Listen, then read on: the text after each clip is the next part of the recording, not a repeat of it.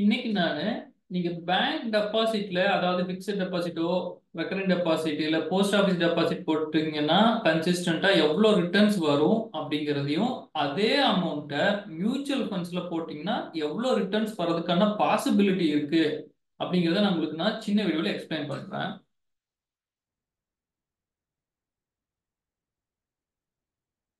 So இங்க பாத்தீங்கன்னா நம்மளோட கேஸ்ல என்ன பண்றோம்னா மாசம் 20,000 ரூபாய் இன்வெஸ்ட் பண்ண போறோம். ஓகேங்களா? அது எஸ்ஐபி மாதிரியே பண்ண போறோம். அதாவது எவ்ரி மந்த் பாத்தீங்கன்னா 20,000 வந்து ரெக்கரண்ட் டெபாசிட்ல போட போறோம். ஸோ கரண்டா பாத்தீங்கன்னா ஸ்டேட் பேங்க், HDFC, இதெல்லாம் பாத்தீங்கன்னா 7% இன்ட்ரெஸ்ட் அந்த மாதிரி தராங்க. ஓகேங்களா? இது வந்து கரண்டா பீக்ல இன்ட்ரெஸ்ட் ரேட் இருக்கறனால 7% தராங்க. ஒரு விஷயம் ஞாபகம் வச்சுக்கோங்க.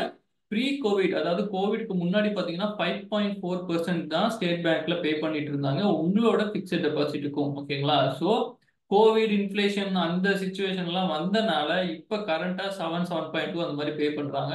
மேபி நெக்ஸ்ட் இயர் இல்ல அதுக்கப்புறம் பாத்தீங்கன்னா வந்து சடனா டிக்ரீஸ் ஆயிடும். அகெயின் பாத்தீங்கன்னா 5+ மட்டும்தான் உங்களுக்கு இன்ட்ரெஸ்ட் பே பண்ணுவாங்க. ஓகேங்களா? ஸோ அதை ஞாபகம் வச்சுக்கோங்க. ஏன்னா நீங்க பெரிய அமௌண்ட் பெரிய நம்பர்ஸ் கால்குலேட் பண்ணும்போது அதிக இன்ட்ரெஸ்ட் ரேட் போட்டுட்டீங்க அப்படின்னா உங்களோட கால்குலேஷன்ஸ் எல்லாமே கொலாப்ஸ் ஆகிறதுக்கு சான்ஸ் இருக்கு. ஸோ நீங்க என்ன பண்ண போறோம்னா மாசம் 20,000 ரூபாய் இன்வெஸ்ட் பண்றேன். இன்ட்ரெஸ்ட் ரேட் இப்ப கரண்ட் ரேட்டே எடுத்துக்கிறேன். ஓகேங்களா? 7% போட்டுட்டு 30 வருஷத்துக்கு இன்வெஸ்ட் பண்றேன் அப்படின்னா டோட்டலா 72 லட்சம் நான் இன்வெஸ்ட் பண்ணியிருப்பேன். என்னோட ரிட்டர்ன்ஸ் 1.5 லட்சம் வந்திருக்கும். ஓகேங்களா? ஸோ டோட்டலா வித் ரிட்டர்ன்ஸோட பாத்தீங்கன்னா 2.5 crore ஆக்சுவலா. இது 7% வந்துச்சு அப்படின்னா இதே வந்து 5% தான் வருது அப்படின்னா உங்களோட கார்பஸ் பாருங்க 1.6 crore மட்டும்தான் இருக்கும். ஓகேங்களா? ஸோ இதையும் மனசுல வச்சு உங்களோட ரிட்டையர்மெண்ட் பிளானிங் பண்ணுங்க. ஸோ இது வந்து நம்ம சேஃபா இன்வெஸ்ட் பண்றதுக்கான option. Bank deposit, post office இந்த மாதிரி எல்லாம் பண்றோம் அப்படின்னா இது உங்களோட ரிட்டர்ன்ஸ். இதே அமௌண்ட்டை நான் என்ன பண்றேன்னா இங்க பாருங்க, அதே 20,000 30 வருஷத்துக்கு இன்வெஸ்ட் பண்றேன். ஆனா மியூச்சுவல் ஃபண்ட்ஸ்ல இன்வெஸ்ட் பண்றேன். ஸோ மியூச்சுவல் ஃபண்ட்ஸ்ல பாத்தீங்கன்னா நான் வந்து 15% போட்டிருக்கேன். ஏன்னா லாங் டேர்ம்ல டெஃபினட்டா 15+ ரிட்டர்ன்ஸ் வருது. ஓகேங்களா? நான் ஹிஸ்டாரிக்கல் டேட்டாவை வச்சிருந்ததுனால தான் சொல்றேன் 15% வரும் அப்படின்றது. ஓகேங்களா? கம்மியாகவும் வரலாம், அதிகமாகவும் வரலாம். ஆனா 15% ஆவரேஜா கொடுக்கறது. ஸோ இந்த 5% நான் உங்களுக்கு எக்ஸ்பிளைன் பண்றேன். ஸோ இப்போ இந்த 15% எவ்ரி மந்த் 20,000 ரூபாய் பண்ணும்போது என்ன ஆகும்னா அதே பிரின்சிபல் பார்த்தீங்கன்னா 72 lakhs நம்ம இன்வெஸ்ட் பண்ணியிருப்போம். ஆனா உங்களோட கார்பஸ் பாருங்க, ஃபைனலா வர கார்பஸ் 13 crores, அதாவது 13 கோடி. உங்களோட பழைய எக்ஸாம்பிள்ல பாத்தீங்கன்னா 2.5 கோடி, இன்னும் இன்ட்ரெஸ்ட் ரேட் கம்மியாகும் போது 1.5 கோடி தான் வரும்னு நான் சொன்னேன். நான் ஏன்னா அதே இன்வெஸ்ட்மெண்ட்ஸை மியூச்சுவல் ஃபண்ட்ஸ்ல பண்ணும்போது ப்ராபபிலிட்டி அந்த 15% ரிட்டர்ன்ஸ் வரும்போது உங்களோட கார்பஸ் பாத்தீங்கன்னா 13 crore. ஏன் இந்த 13 crore நம்மளுக்கு தேவைப்படுதுன்னா ரிட்டையர்மெண்ட் ஃபார் எக்ஸாம்பிள் நான் 55-60ல ரிட்டையர் ஆகிறேன் அப்படின்னா அதுக்கப்புறம் மினிமம் 20-25 வருஷம் நான் வாழ தான் போறேன். அட்லீஸ்ட் பாத்தீங்கன்னா வந்து ஒரு 75-80 வரைக்கும் நான் வாழ்வேன். அதுக்கான எக்ஸ்பென்ஸ் எல்லாம் பாத்தீங்கன்னா பயங்கரமா இருக்கும். இப்பவே பாத்தீங்கன்னா மந்த்லி 50,000 எக்ஸ்பென்ஸ் இருக்கு அப்படின்னா கண்டிப்பா நீங்க ஒரு இன்னொரு 30 வருஷத்துக்கு அப்புறம் ரிட்டையர் ஆகும்போது மினிமம் 1ல இருந்து 1.5 லட்சம் ரூபாய் தேவைப்படும். உங்களுக்கே தெரிஞ்சிருக்கும். ஸோ அதனால இந்த 13 கோடி இருந்தா மட்டும்தான் என்னால ரிட்டையர்மெண்ட் லைஃப்பை சர்வை பண்ண முடியும் ஃபர்ஸ்ட். ஓகேங்களா? வெறும் இந்த 1.5 கோடியோ 2 கோடியோ வச்சு கண்டிப்பா சர்வை பண்ணவே முடியாது. நெக்ஸ்ட் நீங்க எஸ்ஐபி மியூச்சுவல் ஃபண்ட்ஸ்ல பண்ணாலும் கண்டிப்பா பண்ணக்கூடிய இன்னொரு விஷயம் இருக்கு. அதாவது நான் இங்க போட்டிருக்கேன் பாத்தீங்களா 5%, அதாவது ஸ்டெப் அப் எஸ்ஐபின்னு சொல்லுவாங்க. இப்போ ஃபார் எக்ஸாம்பிள் இப்போ 20,000 தான் நீங்க இன்வெஸ்ட் பண்றீங்க அப்படின்னா எவ்ரி இயர் அட்லீஸ்ட் ஒரு 5% உங்க எஸ்ஐபி அமௌண்ட்டை இன்க்ரீஸ் பண்ணுங்க. ஓகேங்களா?